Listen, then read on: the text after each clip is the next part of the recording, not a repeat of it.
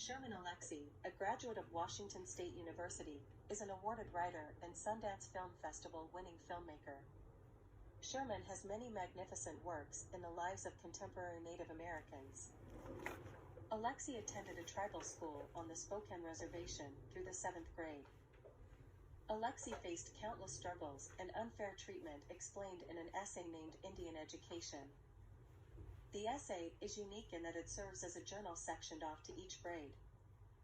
With first grade already analyzed by my teacher Professor Zilke, I would like to dive into Alexie's 4th grade entry. For an analysis of my own, I will be dissecting Alexie and his narrative on his 2nd and 4th grade experience. Year after year in attendance at the tribal school, Mr. Alexie faced poor treatment from his teachers. 2nd grade was maybe the most extreme treatment for a kid so young. I noticed the contrast between Mr. Alexie's 2nd and 4th grade anecdotes, and for that reason chose them. 2nd grade was filled with unwarranted, prejudiced, and negative feelings towards him. But 4th grade was the first year of the reservation school where Alexie had a teacher who didn't use forms of abuse. Instead, Alexie's 4th grade teacher, Mr. Schluter, inspired Alexie that year. It seems that at first, Alexie didn't believe the authenticity of Mr. Schluter's belief in the 4th grade student. In 2nd grade, Alexie was forced by his teacher to take a junior high spelling test and passed with flying colors. Of course, that teacher was not suitable for being a missionary teacher, as she crumpled it up in his face. The tribal teacher is lucky the paper setting of the date, in the passages, wasn't modern, because making a 2nd grader do wall sits with books is illegal for teachers to do to students now. Very unpleasing that his 2nd grade teacher made punishment physical, as she made the young Sherman do those very same wall sits mentioned. For whatever reason, the mean teacher forced punishments for things like a picture of the teacher on a broom. Is a comical doodle deemed necessary to call Sherman's parents in and insult the family's heritage? Well, his 2nd grade teacher thought it was a perfect reason to. Alexie remembers the teacher saying to cut his hair.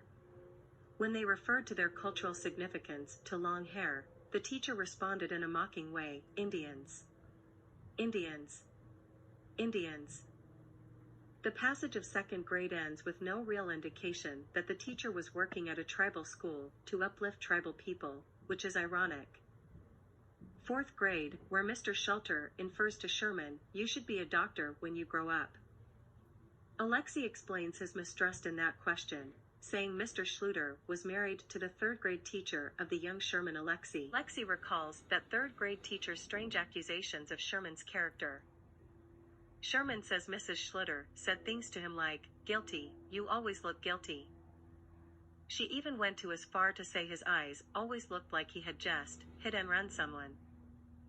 Instead, Mr. Schluter expresses his seriousness toward the inquiry, saying in the reasoning why, "So you can come back and help your tribe.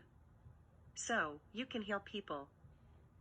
Mr. Alexie also remembers his father drinking a gallon of vodka a day and his mother starting and not finishing a single quilt.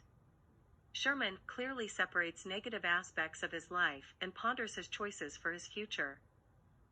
The apparent positive times didn't show in the reservation for Alexie much, but I see Mr. Schluter as being a great positive impact toward Sherman's life. Mr. Alexie finishes the passage saying he looked in the mirror with tears and invented an education that moment, calling to his reflection saying, "Dr. Victor, to the emergency room." I am not sure why Sherman didn't say Dr. Alexie in the mirror that day, but it was implied it was meant to be himself in the future.